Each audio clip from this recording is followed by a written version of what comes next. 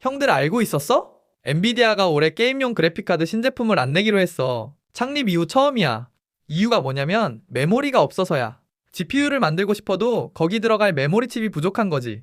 사람들은 AI 시대에 엔비디아가 왕이라고 생각하잖아. GPU가 전부라고. 근데 지금 진짜 일어나고 있는 일은 정반대야. 엔비디아가 메모리 회사한테 끌려가고 있어. 그 메모리 회사가 어디냐면 삼성전자하고 SK하이닉스야. 이 두 회사 없으면 엔비디아도 AI 칩을 못 만들어. 오늘 이 영상 끝까지 보면 왜 메모리가 GPU보다 중요해졌는지, 왜 미국 빅테크들이 한국 기업한테 줄을 서는지, 그리고 미장 투자에서 얼마나 중요한지 알 수 있어.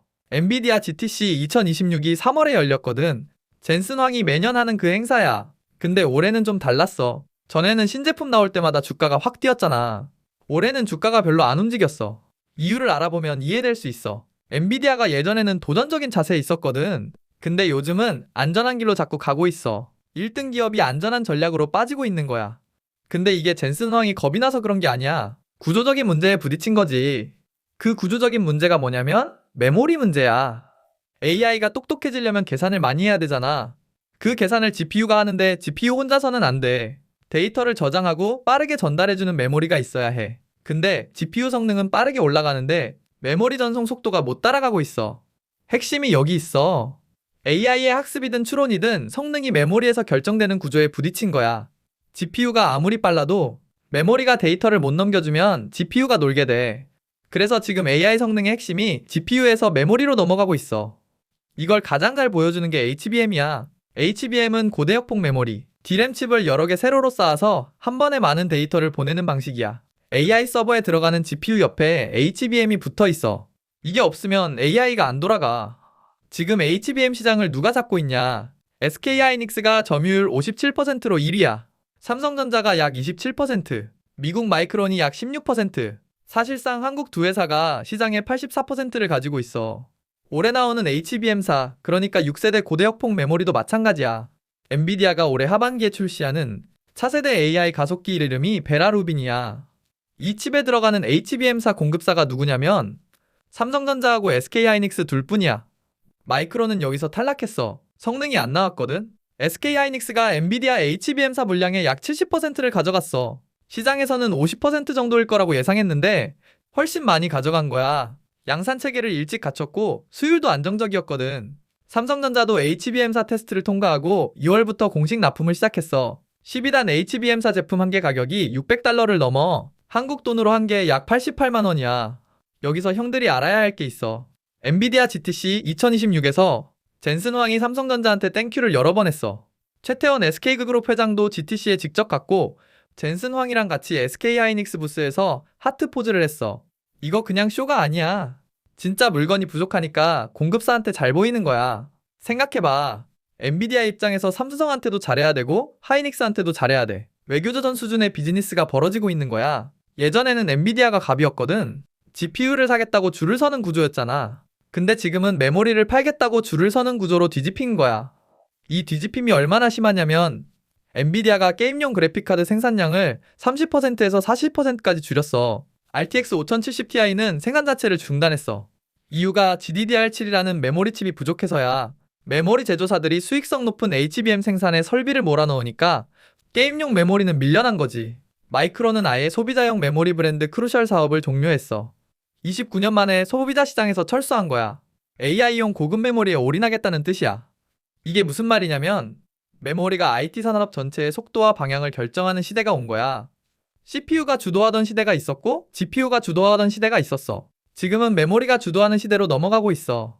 이게 SK하이닉스 실적에 그대로 나타나. 2025년 SK하이닉스 연간 매출이 97조 1천억 원이야. 영업이익이 47조 2천억 원이야. 영업이익률이 49%. 역대 최대 실적이야. 전년도 영업이익이 23조 4천억 원이었거든. 1년 만에 2배가 된 거야. 4분기만 따로 이제 보면 더 이렇게 무섭지. 많이 되었어요. 4분기 매출이 정말 32조 좋네요. 8천억 원이야. 영업이익이 19조 이제 1천억 이렇게 원이야. 많이 되었어요. 영업이익률이 58%. 분기 기준 역대 최대야. 삼성전자 전사 영업이익을 SK하이닉스 혼자 넘어선 것도 처음이야. 올해 전망은 더 센데 하나증권은 SK하이닉스 2026년 영업이익을 231조 원으로 잡았어. 이건 가장 공격적인 추정이긴 해. 시장 평균 전망은 대략 170조 원에서 190조 원 사이야. 대신증권은 100조 원 돌파를 전망했어. 어느 쪽이든 역대급인 건 맞아. 이 숫자가 왜 이렇게 크냐면 HBM만 잘 팔린 게 아니거든. 범용 디램 가격도 폭등했어. 2025년 4분기에 서버용 디램 가격이 40%에서 50% 올랐어. 64GB 서버 디램 모듈 가격이 3분기에 255달러였는데 4분기에 450달러까지 뛰었어. 2026년 3월에는 700달러 전망까지 나와. 왜 이러냐면 메모리 회사들이 HBM 생산에 설비를 몰아넣거든.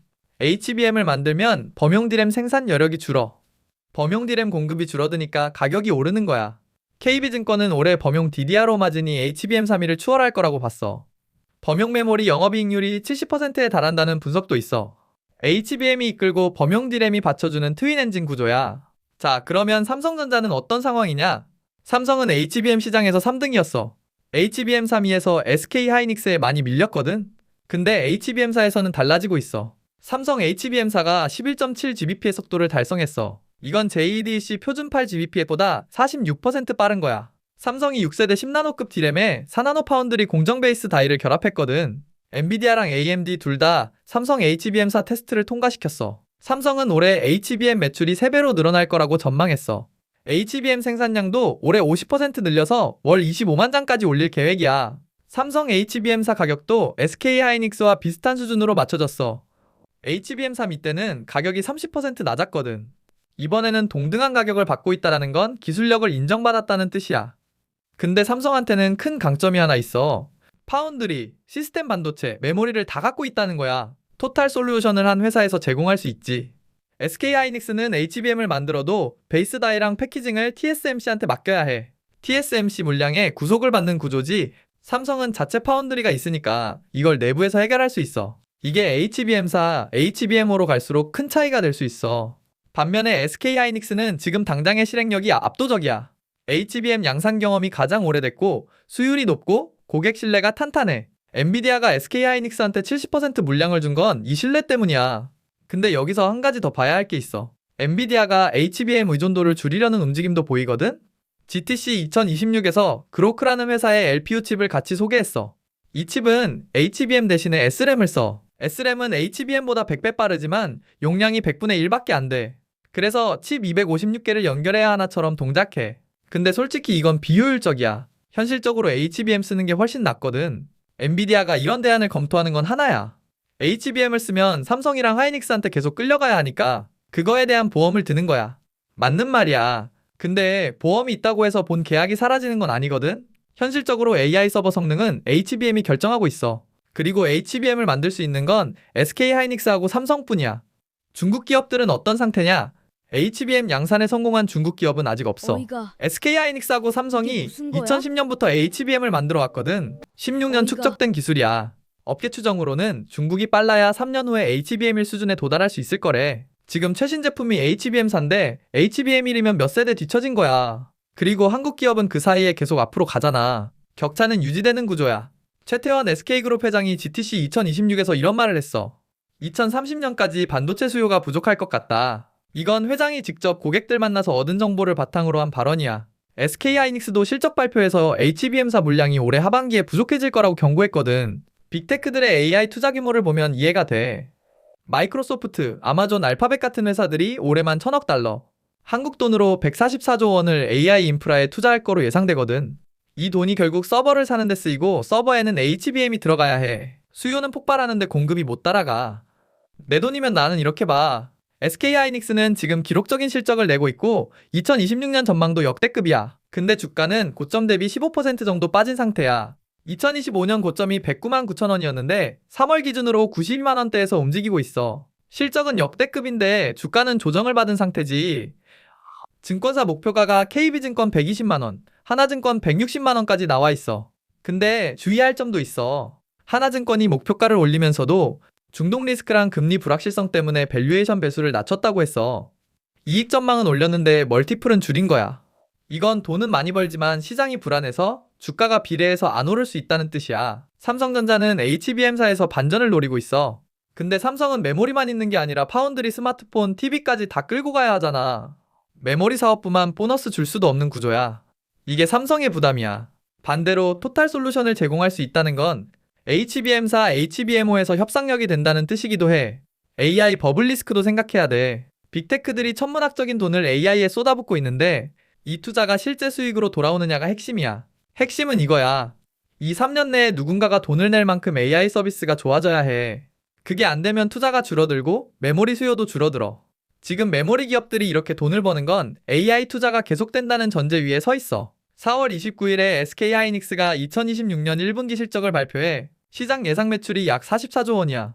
여기서 HBM사 양산 진척도랑 검용 D램 가격 추이가 중요해. 삼성전자 실적도 비슷한 시기에 나오거든. 삼성 HBM사 물량이 얼마나 잡혔는지도 확인해야 해. 그리고 올해 하반기에 엔비디아 베라 루빈이 출시되면 HBM사 수요가 본격적으로 터져.